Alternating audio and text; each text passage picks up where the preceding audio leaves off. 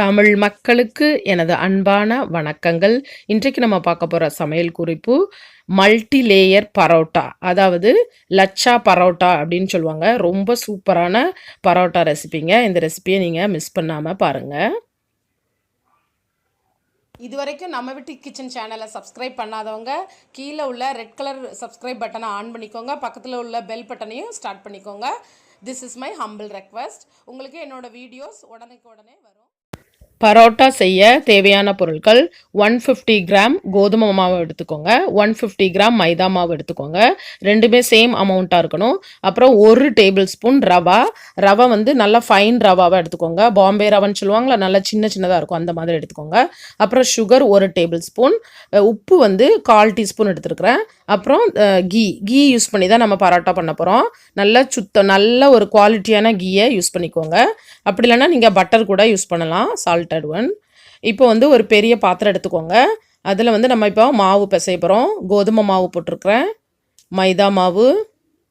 நீங்கள் வந்து மைதா மாவு வேண்டாம்னு நினச்சிங்கன்னா நீங்கள் அதை அவாய்ட் பண்ணிக்கலாம். அப்புறம் ரவா, உப்பு, சுகர் எல்லாமே போட்டு மிக்ஸ் பண்ணிக்கோங்க. இப்போ நம்ம தண்ணி ஊற்றி சப்பாத்தி மாவு பதத்துக்கு பிசைஞ்சு எடுத்துக்கிட போகிறோம்.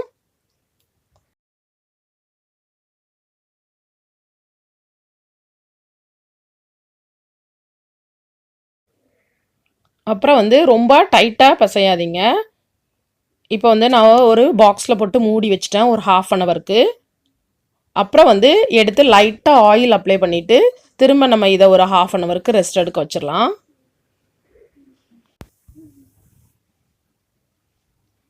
பாருங்கள் எவ்வளோ சாஃப்டாக இருக்குன்னு. இப்போ இந்த மாதிரி நீங்கள் ஒரு 1 ஹவர் ரெஸ்ட் எடுக்க வச்சுக்கோங்க.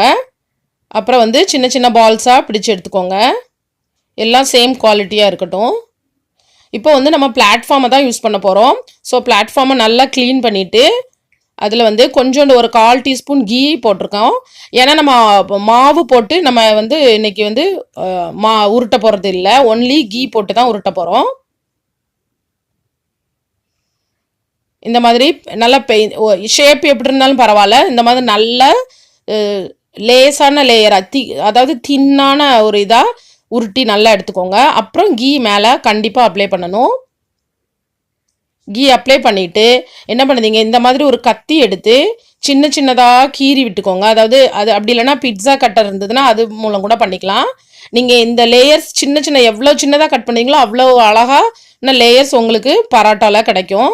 ஸோ இப்படி கட் பண்ணி எடுத்துக்கோங்க. கட் பண்ணிவிட்டு நீங்கள் கண்டிப்பாக கீ போட்டு தான் ஆகணும். இதில் பாருங்கள், இந்த மாதிரி அதை வந்து ரோல் பண்ணி எடுத்துக்கோங்க. இது ரொம்ப அருமையான இந்த லேயர்ஸ் வந்து தான் அந்த நீங்கள் பரோட்டா பண்ணும்போது அப்படி ஒரு சூப்பராக அடுக்கடுக்காக வருது. ஸோ இந்த ப்ரொசீஜரை வந்து நீங்கள் ரொம்ப கேர்ஃபுல்லாக கவனிக்கணும்.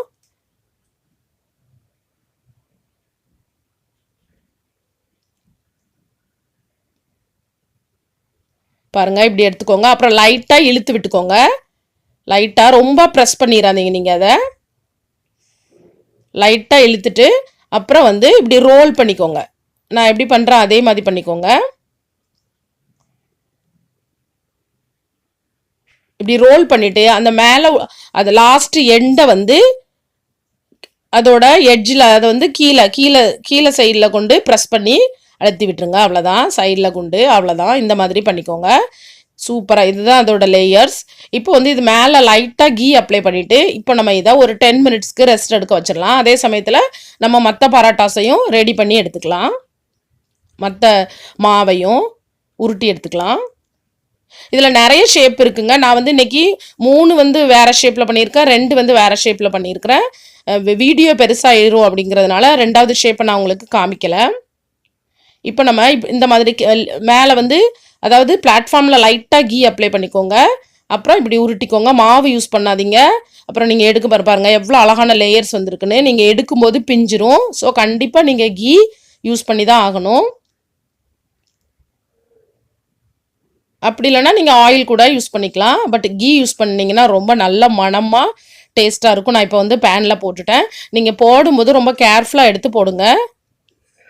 அப்புறம் வந்து சூடு வந்து மிதமான சூட்டிலேயே இந்த பரோட்டா பண்ணுங்கள். ஏன்னா ரொம்ப நீங்கள் ஃபாஸ்ட்டாக வச்சுருந்தீங்கன்னா கருகிரும், உள்ள லேயர்ஸ் எல்லாம் குக் ஆகாமல் இருக்கும். ஸோ அதனால் சொல்லுதேன். சூப்பரான இந்த பராட்டாவை நீங்கள் கண்டிப்பாக இன்றைக்கி ட்ரை பண்ணுங்கள். ரியலி அப்படி இருக்கும். ஆனால் இதை நீங்கள் சுட சுட சாப்பிட்டணும். கொஞ்சம் பொறுத்து வந்து கொஞ்சம் இதாயிரும். அதாவது கிறிஸ்பி, ரொம்ப கிறிஸ்பினஸாக இருக்கும். பாருங்கள் எவ்வளோ அழகான லேயர்ஸ் வந்திருக்குன்னு. இது கூட சிக்கன் குழம்பு, மட்டன் குழம்பு, எல்லாம் உங்களுக்கு பிடிச்ச குழம்பு கூட இது சாப்பிடலாம். இப்போ லைட்டாக நான் கீ அப்ளை பண்ணியிருக்கிறேன். எவ்வளோ அருமையான லேயர்ஸ் வந்திருக்கு பாருங்க.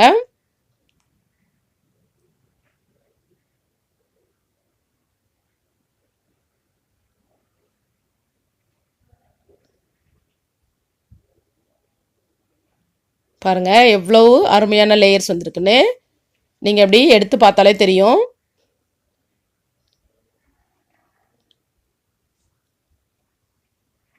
இந்த பராட்டா நீங்கள் சாப்பிடும்போது எத்தனை சாப்பிட்டீங்கன்னே தெரியாது, அந்த மாதிரி சாப்பிட்டுட்டு இருப்பீங்க. ஸோ இந்த ரெசிபியை கண்டிப்பாக ட்ரை பண்ணுங்கள். அப்புறம் உங்களுக்கு தெரிஞ்சவங்களுக்கு ஷேர் பண்ணுங்கள். பாருங்கள், பேனில் இருக்கும்போது நீங்கள் லைட்டாக இப்படி கைட்டு டச் பண்ணி விட்டிங்கன்னா, இப்படி எடுத்து விட்டிங்கன்னா அதை ஃபுல் லேயர்ஸ் அப்படியே எழும்பிடும்.